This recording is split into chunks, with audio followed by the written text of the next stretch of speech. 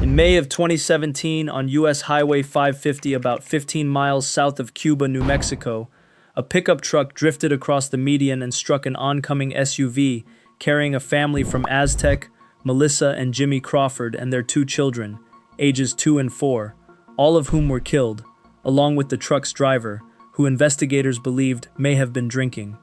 Afterwards, someone fastened stuffed animals to the guardrail near the spot, and that small roadside shrine joined hundreds of others, because this highway is lined for its entire New Mexico length with descansos, the crosses and silk flowers and weathered teddy bears that mark where travelers stop traveling, some of them dating back to when the road had a different name.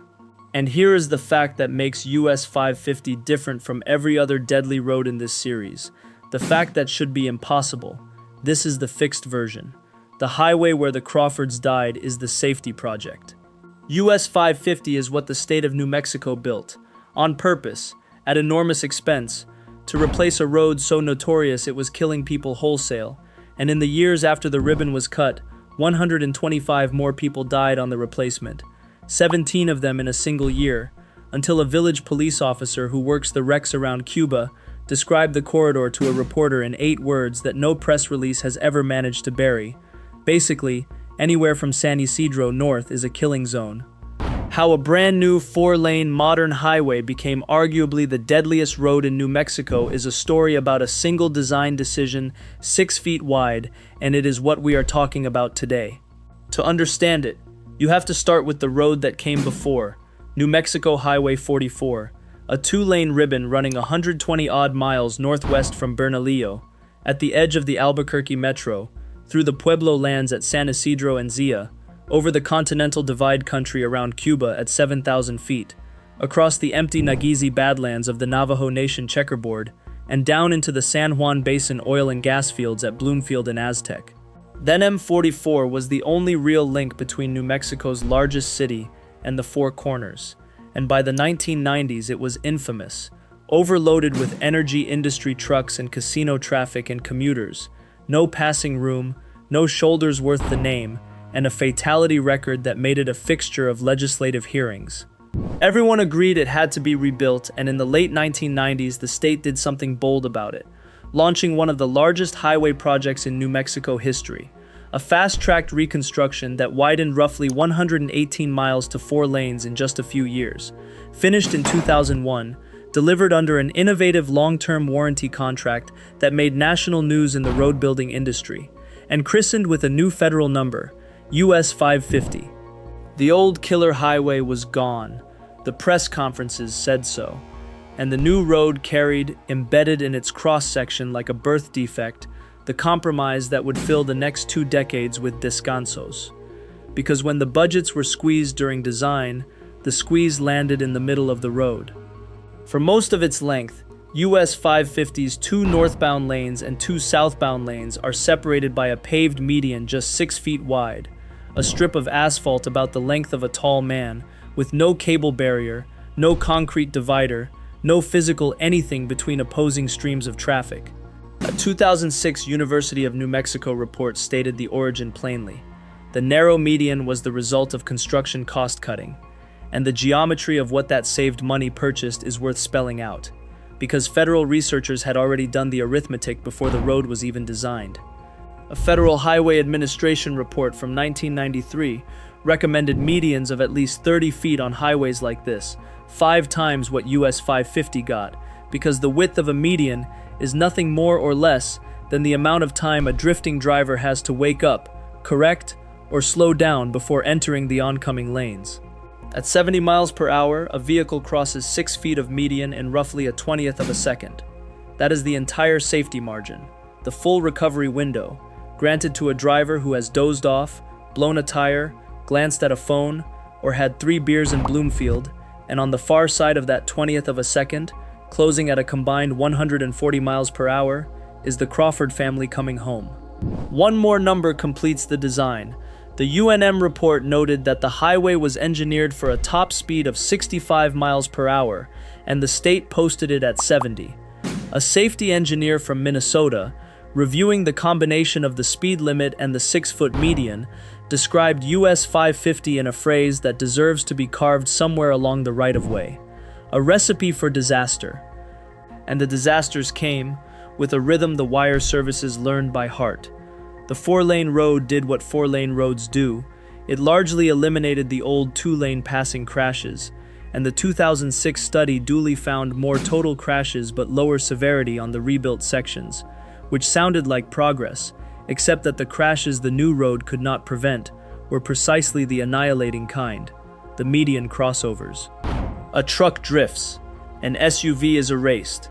In 2014, the corridor's deadliest year, 17 people were killed, among them a Texas family of 4, whose van was hit head-on by a truck as they drove home from vacation. Then the Crawfords in 2017. Then the steady, terrible procession since, a Cuba couple and an Albuquerque man in a head-on near dawn, 3 dead at San Isidro on a Friday, a driver veering across near Nageezi in a crash the news described as strikingly similar to other family tragedies, a 47-year-old Aztec woman near the Colorado line, each one a variation on the same 20th of a second. Layered over the geometry are all of New Mexico's familiar accelerants, one of the nation's worst impaired driving problems, oil field fatigue at the northern end where 12-hour shifts meet long drives home, elk and deer crossing the high country near Cuba, winter ice over the divide, and distances that put the nearest trauma care an hour or more from the empty middle miles, where about 5,000 vehicles a day, and rising, thread the gauntlet.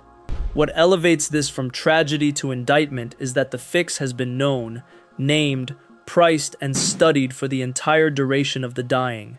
Cable median barriers, the tension steel rope systems strung down the center of divided highways, are among the most proven safety devices in existence.